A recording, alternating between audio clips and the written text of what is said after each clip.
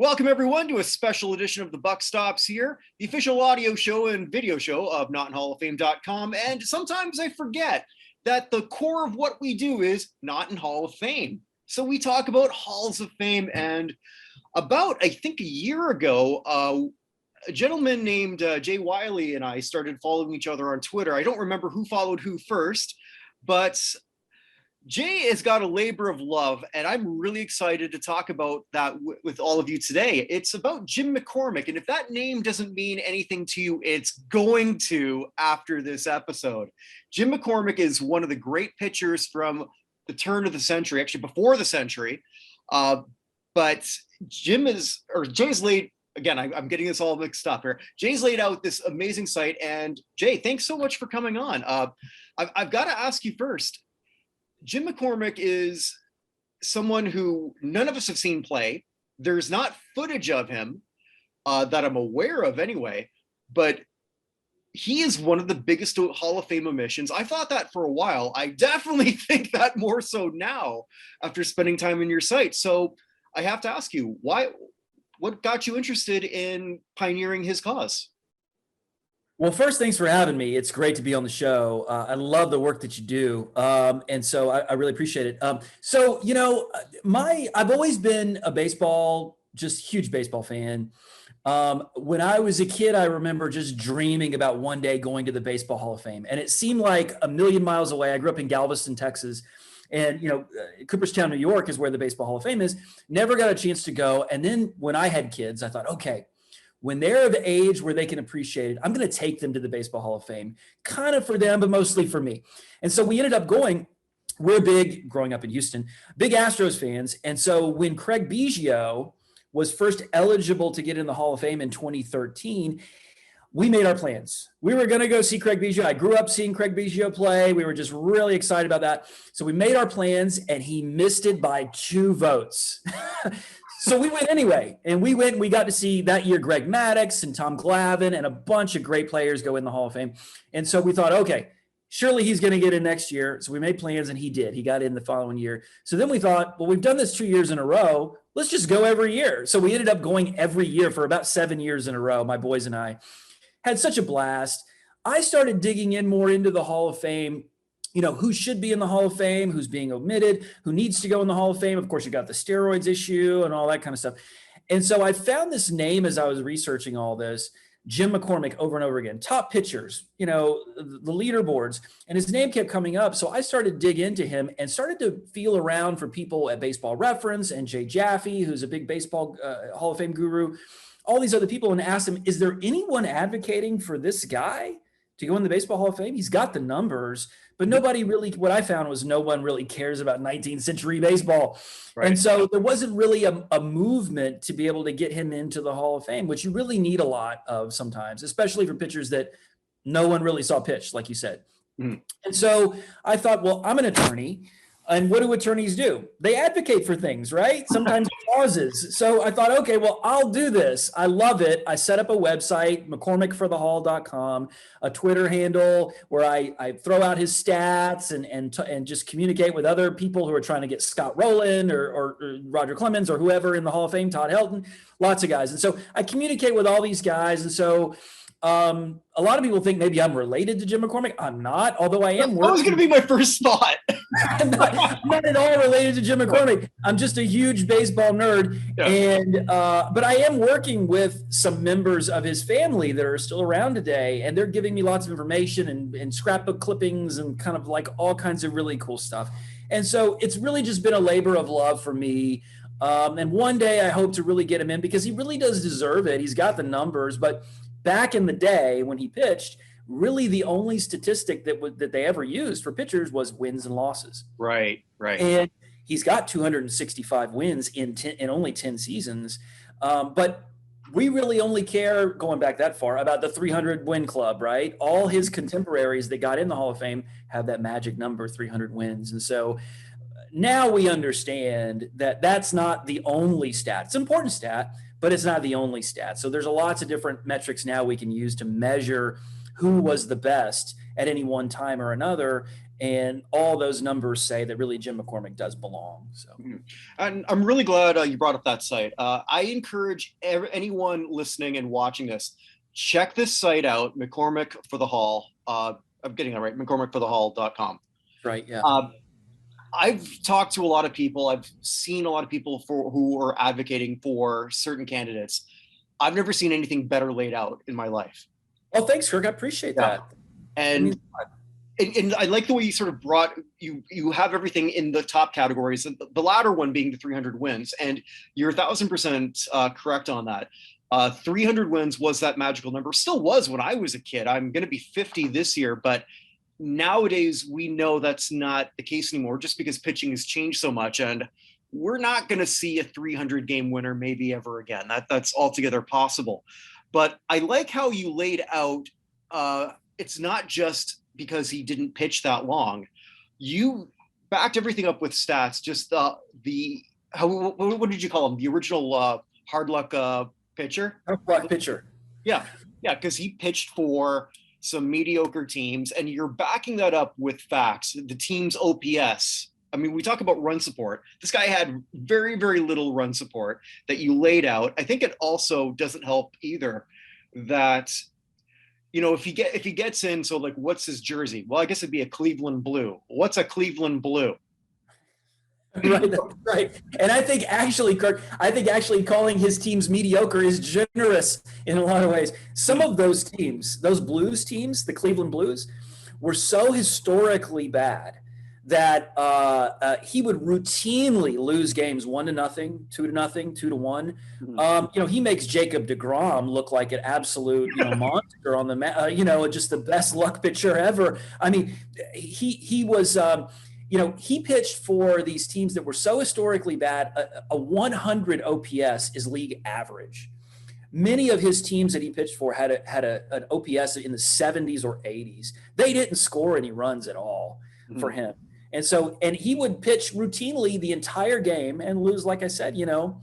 And not a bad batter either. I saw like a lifetime batting average around, was it 239, give or take a bit. I mean, that's still not bad. I mean, as you historically look, pitchers were never great hitters. There's very few. So for him to bat reasonably well and try to help his own cause.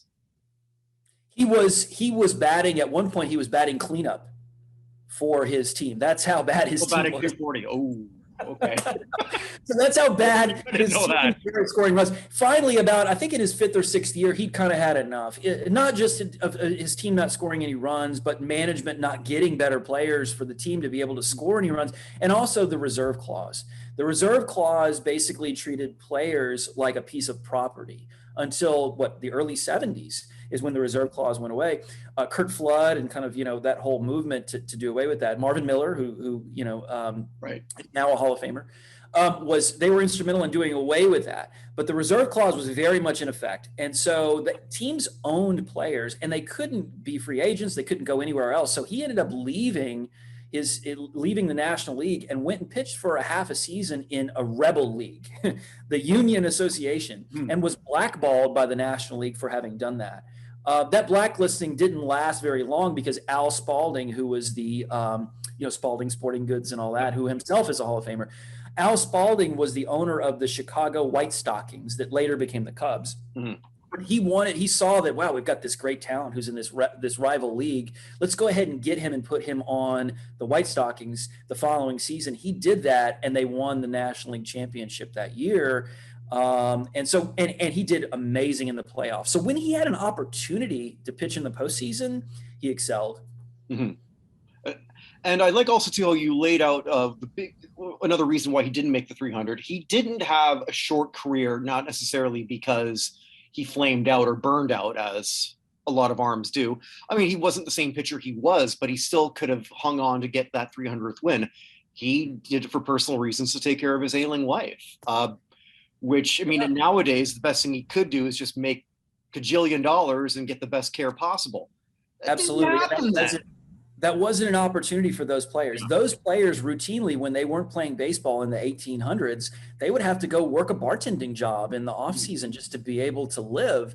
That's how little money they made. And so he did that in the off season. And by the time he was 30 and he had 2 young children and his wife was ailing with tuberculosis back home in Paterson, New Jersey, he really didn't have any other options. He had to go home. She died a few months later, and he ended up as a bartender, as a barkeep, and ran a bar in Paterson, New Jersey. But by age 30, this kid's game that he was playing and really not making any money really wasn't a thing anymore. You really, at that age and back in those days, he had to really kind of get serious about his life and go back home and start making money for his family with his wife, who was on her deathbed and did die a few months later. And by all accounts, this was an amazing marriage that they had. They were just madly in love with each other. In fact, I'm working on a book. Oh, this subject. okay. Jim McCormick is not eligible for the Hall of Fame for another 10 years. And so in that time, I hope to write a book and really kind of get the momentum going, because there's a great story here to tell about Jim McCormick, not just on the field either, but at home, and the history of kind of baseball of that era.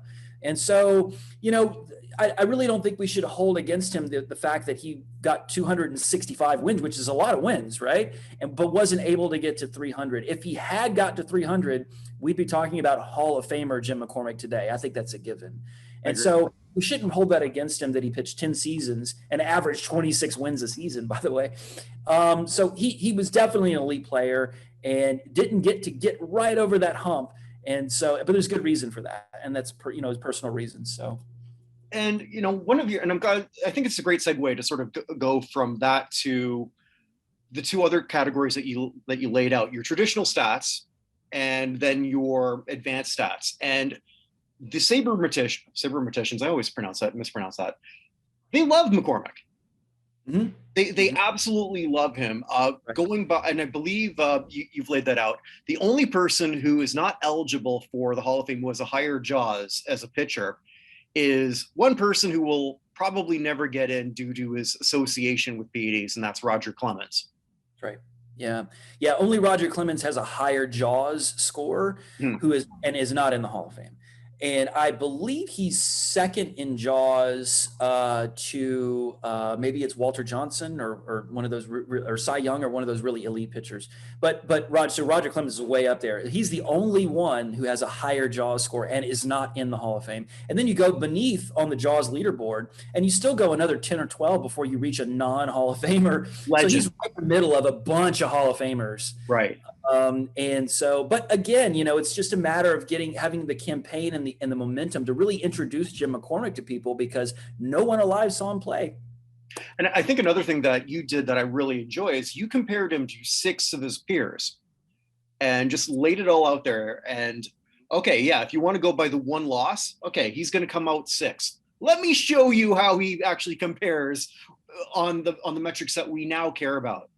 Right. Absolutely. I try to lay out the case. There's a lot of people who, especially voters, who really care about the traditional stats: ERA, innings pitched, complete games. He excels in all of those wins.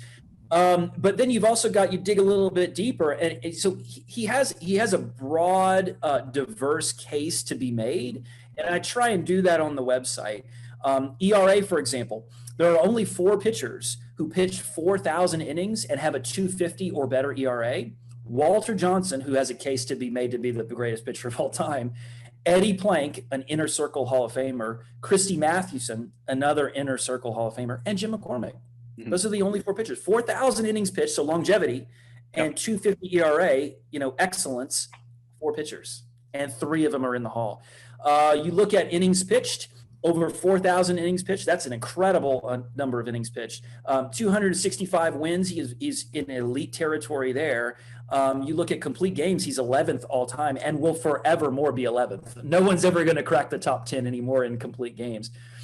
So he pitched, I believe, 485 games, and he completed 466 of them, which I lay that out on my website.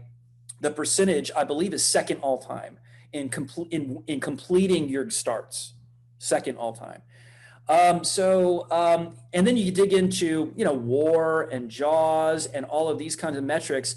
And it really shows that, boy, we missed one here. The Hall of Fame missed a guy here. So that's all I'm asking is, hey, look, the Hall of Fame is about honoring the game's past, so that we can be educated about who were the best players from, that we'll never be able to watch play. And this is right in the wheelhouse of what the Hall of Fame exists to do, is honor the game's excellence from years past. And so that's why I'm doing this. I think another thing I noticed too, while I was carousing the bio that you wrote and just that others have done, saber.org just does a phenomenal job just outlining like all players for, oh my God, just got to be at least thousands at this point. We look at baseball. I just recently redid the Not Hall of Fame baseball list, where the top 5 people are so flawed. It's crazy in terms of their candidacy, either PEDs or they're banned because of gambling. So here we have a guy who, in an era where, let's just say a lot of them were drunk, right, philandering, we have a good guy. I remember some campaign, I think it was Dale Murphy's son, I could be mistaken on who it was, or someone close to the Murphy family, and just in his last year of eligibility, just saying, look, if character is going to matter, look at, I'm pretty sure it was his son, look at my dad. Dale Murphy. Oh yeah. One of the great guys, right? Yeah, absolutely. In fact, when my boys and I think it was the first year we went to the Hall of Fame, they have Hall of Famers are just lined up on the street signing and everything else. And so we got to meet with Dale Murphy, and they didn't ever see Dale Murphy play, but I did. And so I was sort of in awe, and I was sort of walking away like, okay, we'll give him his space now. And he was like, no, come on, hang out over here. Let's talk. And so we sat down next to Dale Murphy and had a 20-minute conversation while he's signing other people's balls, and he's talking to my kids, and we're talking about the Braves and all kinds of stuff. And I thought, wow, okay, the hype is real. Dale Murphy is a terrific guy. Ozzie Smith is in that category too, by the way. Just selfless with his time. Yeah, great guys. If you're successful in 10 years, who would be the next person that you would advocate for? Oh boy, that's a good question. I really am a Kenny Lofton fan, Okay. Kenny Lofton, there's a lot of old time voters and, who sort of put a ding in someone's Hall of Fame case if they played for a lot of teams. And Kenny Lofton sure did, didn't he? Played for a lot of teams, but you look at his numbers and the stolen bases and his speed game, his speed just changed every game that he was in. Amazing center fielder, great fielder. I'm a big Kenny Lofton fan. I think he got just sort of off the ballot way too quickly. I think he needs another look, good, strong look. Todd Helton, I think, is a Hall of Famer. Now he's getting momentum. And I think he's probably going to get in. He's going to get there. He's over 50% now. Todd Helton's going to get in the next few years. And so that's great news. But Kenny Lofton really needs some love, needs a campaign behind him too. So that's something I've thought about too. It's funny you bring up Kenny Lofton. I became acquainted with a gentleman named Chris Huffins, who won the Olympic bronze in the decathlon in 2000 Sydney. So it's like, oh my God, I've got this Olympian following me on Twitter. So I wound up interviewing him. And so afterwards I said, like, how did you find me? He says, well, I'm a fan of Kenny Lofton. I think he should be in the Hall. Yeah. I'm like, that's absolutely. Yeah. And talk to players. Talk to his teammates and things. They all say, boy, he was a Hall of Famer. That was a Hall of Fame guy when he was on the field. So I wonder if I can sort of relay a bit of that. If he didn't have such a vagabond career in the second half, where, he just bounced from team to team to team to team. And speed is not as sexy as knocking dingers, is it, right? But it changes the game. So all that put together, I'd say Kenny Lofton is definitely a Hall of Famer. Is there, not that this is, I don't know if you may not want to answer this one. Is there anyone, as you're looking at the Hall of Fame, that you say, why is he in? Oh gosh. I will say, listen, God bless him. I feel great. Harold Baines, terrific guy. Listen, terrific guy. I think he was surprised he made the Hall of Fame. I remember, I think it's, who is it? Brian Kinney does leading up to the Hall of Fame, does like a whole series on the MLB Network, profiling players. He didn't even do one for Harold Baines because the poor guy. I didn't even know that. I mean, listen, fantastic career, and God bless him, and I'm glad he's in, but wouldn't be on my list. So I'll probably get grief for that, but that's okay. I mean, I'm just being honest here. No, I mean, I think a lot of people saw that. It was the perfect storm when he, just to get nominated, and that committee too was people who knew Harold. Oh, sure. Yeah.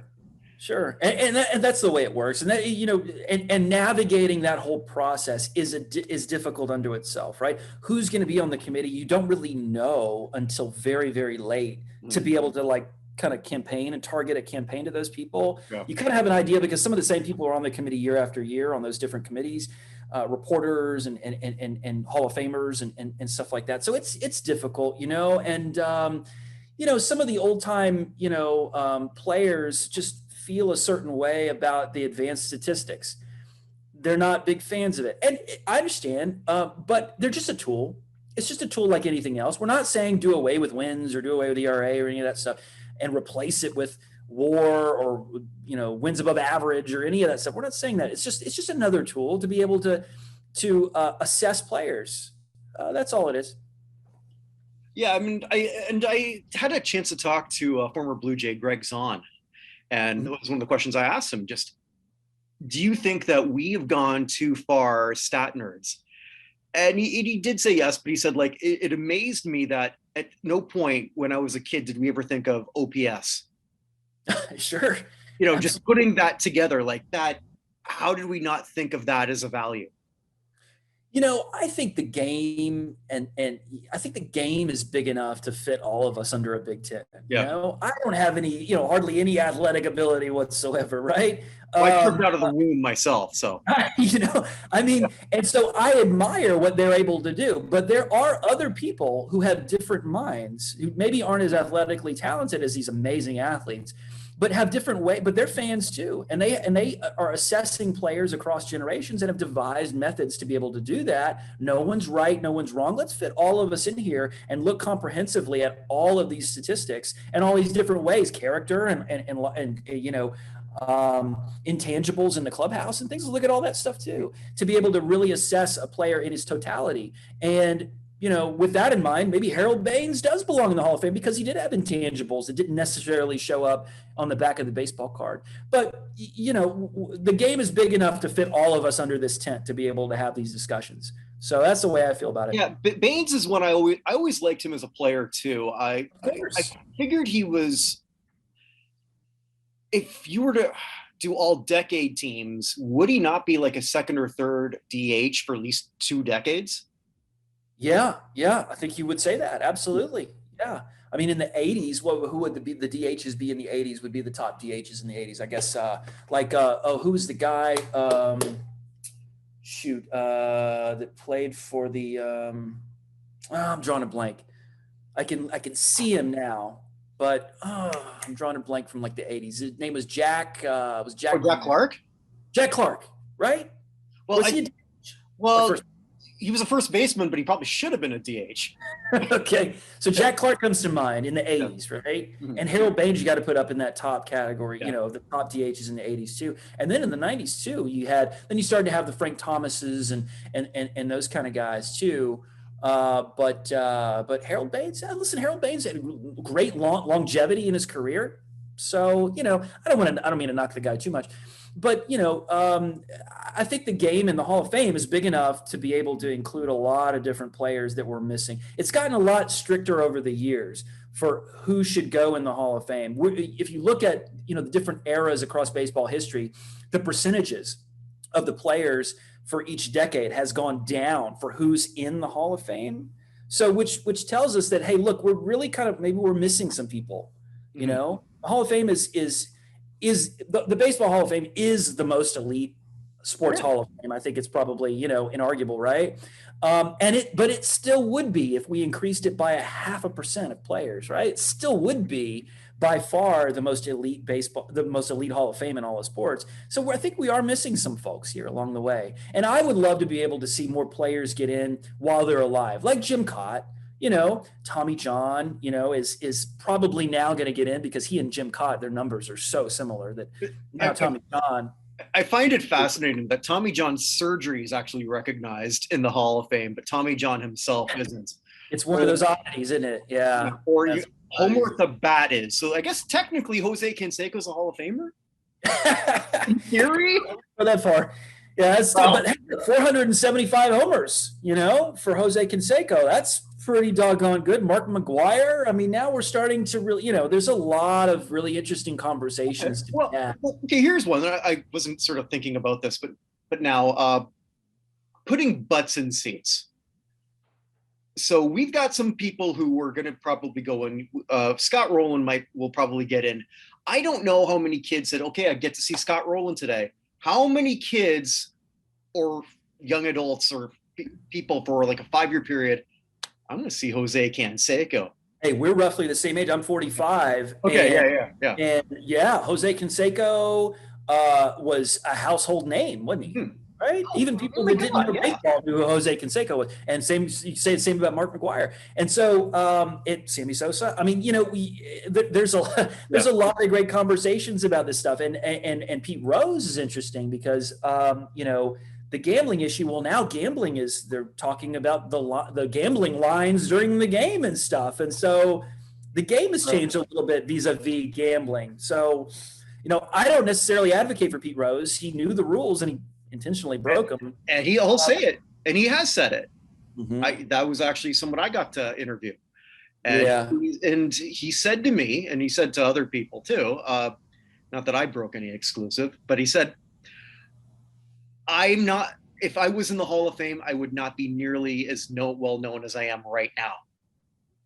Yeah, that's probably true. Yeah, that's probably right.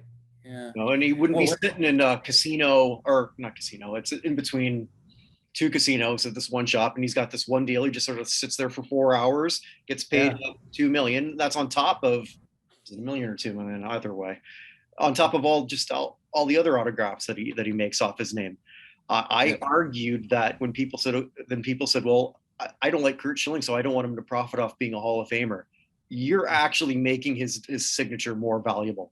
That's true, and I think at some point, I don't know if we're there, but at some point, the Hall of Fame's reputation itself becomes a little bit diminished when you don't have certain players in it, like Barry Bonds, even Roger Clemens. I'm not a fan of what happened there. And I went through a few years there where I was doggone it. I was like, no, absolutely no way. I've sort of softened my personal position on them in a way because I care about the Hall of Fame and I wanted to tell the story of baseball and honor excellence. And without those, specifically Bonds and Clemens, without them in the Hall, gosh, I feel like you're missing out on a whole big piece of baseball history and excellence. So it's tough. What do you do? Do you put an asterisk on their plaque? I have no idea how to solve that problem. But you could. A lot of writers, and I'm sure you read that too, they said, you know what, screw it. We're going to be voting for them because if they're going to put in Bud Selig, the Veterans Committee, who oversaw this and knew what was going on, right? You know what? Then I'm changing my vote. I read a few writers who said that very thing. My partner on the Hall of Fame show, Evan Nolan, that was his take exactly. For me personally, and even then I sort of waver on that. My line is 2004, when at that point before that, they didn't have an agreement between the players and baseball to say, okay, you can't do this. So A-Rod and Manny Ramirez are a lot harder to get my vote. Whereas if I had a vote, and I never will because I'm not going to become a baseball writer, enter that. That'll never happen. But I'm going to tell you about something that I'm working on after that I'd like you to be a part of.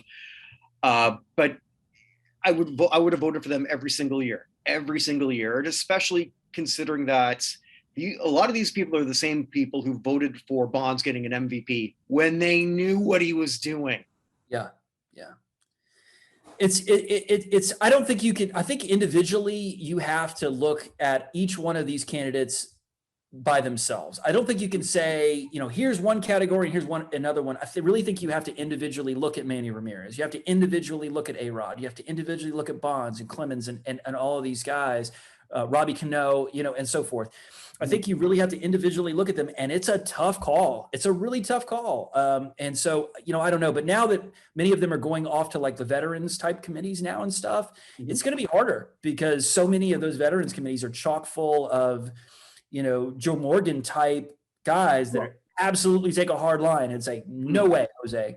So it's going to be difficult. Like you said, though, Jay, it depends on who's on that, because now Joe Morgan, I mean, God bless him. I think it's amazing to say, here's a guy who got in the Hall of Fame. Was it first ballot or second? Morgan? Yeah, I can't remember if he was first. Oh, I believe he was a first ballot guy. Okay. Joe Morgan was. And I think he's still underrated. Yeah. Oh, yeah, for sure. Yeah. Joe Morgan, underrated. You look at his stats and it's incredible. Yeah. Joe Morgan had an amazing career. But he was also of that country club mentality. I feel like I don't want anyone else in my club. Yeah, sure. I also got that vibe from him too. It's human nature, right? Yeah.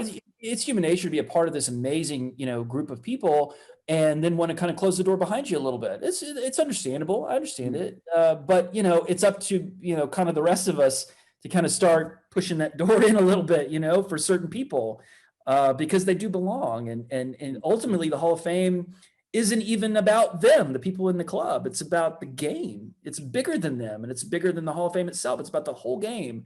And so I think we almost have, a duty to push a little bit against that kind of mentality. I really think we do. So a couple more things. I know we were originally talking about Jim McCormick, but I love how this sort of goes. I don't get to talk to these many enthusiasts, especially people I haven't talked to about that. So I just want to get your visceral reaction on two things that happened recently in the Hall. One, the Veterans Committee not selecting Dick Allen. I would have bet my bank account they were going to put him in. So when you get the headline, 4 names, okay, Dick Allen and who? Hey, look, if I were, a Dick Allen, enthusiast, I would have made my Hall of Fame plans months and months ago before the announcement, knowing that he was going to get in. I was that sure that he would have gotten in. So that was a surprise. The only thing I can think of is that, gosh, it really looked like what they were doing on the committee was maybe having rounds of voting and sort of like, okay, who are the top guys? Okay, so they're the top guys. So now let's just limit the next round of voting to those guys. I don't know, obviously, because I'm not in that room, and it's like super secret. It's like voting for the Pope. When you go in there, like no one knows what's happening except those people, and they don't talk about it. It's a whole thing. Omerta, right? It's just, you don't talk about it. So who knows what was going on, but I was surprising. I had to think that Dick Allen was going to get in. I was very pleased with Minnie Mignoso and all the other guys that got in. Wonderful, wonderful players and deserving. But Dick Allen, gosh, I really felt like he was going to get in there, and he's got the numbers, and he really should. He was a Hall of Famer. Mm-hmm. And I guess last thing, just something that I've been following because it fascinates me. I have never seen, and I totally understand it. Has there ever been, and I asked some of my fellow enthusiasts on this, and I didn't do the research on it, but maybe you have. There couldn't have been anyone who dropped more on a ballot than Omar Vizquel. It's not possible, is it? I think they've looked at that and said that he's by far dropped the most of any candidate ever. And the other candidates were all for some reason, some technical reason why they dropped. Omar Vizquel has really dropped off. And, Omar Vizquel, great player, not much of a hitter, but stuck around for a long time, was a very, very good fielder, but not Ozzie Smith level. I mean, the metrics all show that. He was just not Ozzie Smith level. What he benefited from, of course, is web gyms on ESPN, that kind of stuff. He was there just nightly making amazing, plays and stuff. And that's great. It's wonderful. Great player for a long time, but just not in my book, and I'll anger some people with this, but just in my book, not Hall of Fame caliber player. And his off the field stuff has led to, is dropping really precipitously. Yeah. And, I suppose that's just kind of the way it goes, isn't it? I think the biggest thing that you can pretty much do is be to essentially end anything. Like, you can threaten media. You're not going to drop as much as, like Kurt Schilling. You're not going to drop as much as domestic abuse. Absolutely. And I have really no problem with that in a way. It's a delicate line I try to balance. Okay, do we look at the on-field, off-field? You never hear of Vizquel being a terrible teammate. My thing before all of this was I found Vizquel to be a bit of a defensive compiler, because he hung so almost like the defensive Veda Pinson in a way. Okay, Yes, and yes, he got a lot of Gold Gloves, but that's also the most worthless award in sports. There's a lot of problems with the voting that comes along with the Gold Gloves and the Silver Sluggers and that stuff. I mean, I think it's worthwhile to look at it, and reputation, while someone's a player, is worth noting. But again, you can't hang your hat on any one thing, whether it's WAR or Silver Sluggers or Golden Gloves or any of that stuff. You can't hang your hat on any one thing. You got to look at a lot of different things. And when you look at his game in its totality, it doesn't make it for me in the Hall of Fame. And so, he's dropped now, and probably for good. And that's a shame that he's put himself in that position, but he did. But then again, you've got a guy like Curt Schilling, on the other hand, who I believe is a Hall of Famer. He should be in the Hall of Fame. And I hate what he's done with, the way he has handled all of this off the field stuff. And so, on one hand, you have off the field stuff for a guy who I don't believe is a Hall of Famer, and off the field stuff for a guy who I believe is. And so all this stuff is complicated, which is why we're having this conversation. So I guess it's complicated. Yeah, and it sort of makes me think too, when we look at a person like Curt Schilling, who, as much as I'm not necessarily fond of a lot of his views, I think he also gets mislabeled because of who he supports to a point. So there's a lot of, well, Schilling's racist. There's no evidence of Curt Schilling being a racist. There's none of his teammates have ever come out and said that. They may have said that about Aubrey Huff, but they've never said that about Curt Schilling. I mean, listen, Curt Schilling is in that Ty Cobb category, although we know more about Cobb now, and he was sort of we've been misled a lot about Cobb's, racial history and stuff over the years. Now we know better about that. Cobb wasn't nearly what he was portrayed as in subsequent years. But Curt Schilling, he's got the numbers. I think he belongs there.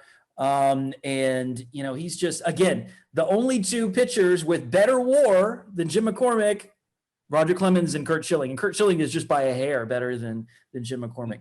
And so, Curt Schilling for me, and I got to see Curt Schilling play, and boy, was he something else.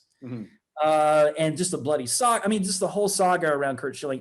I think he belongs. And I wish that he were a better politician for his own case, right? I wish that he were better. It's every time he says something, I just think, oh, there you go. Oh boy, you're killing yourself, right? I said this on a show I just did. An entertaining thing. I don't know if he still does that. Cameo? Cameo, the guy, Word Up? No, Word Up. No, Cameo, the website where you can get people to watch the word. Cameo, yes, of course. The website, yeah, sure, okay. Cameo. Right. Last time I checked it, this is about a year ago. I don't know if it's still the case, but you could get a Curt Schilling cameo, and it looks like he's doing his in a bunker, like he's preparing for World War III or something. Okay, all right. With InfoWars stuff behind him, I don't know. Just like paper, just like he's like his wife put him in a closet where or something. I don't quite know what it is, and I gotta check to see if he still has that. But I know he had some financial trouble, but it can't be that bad. This has got to be the first Cameo, the musician, reference on all your podcasts, right? I don't know. I don't know if he's up for the Rock and Roll Hall of Fame or whatever it is. He's ranked on the list. They probably won't get in, but okay. Now I've got a cod piece and a flat top in my mind. Maybe that's where we close. Jay, thanks so much for being a part of this. When you get the book done, please, I would love to help you promote it. Anything I could do to help you. I really appreciate it. Thanks a lot. Yeah. Stick around. I got a few things to ask you. Sure. Thanks. All right. Wherever you are, wherever you may be, stay safe, everyone.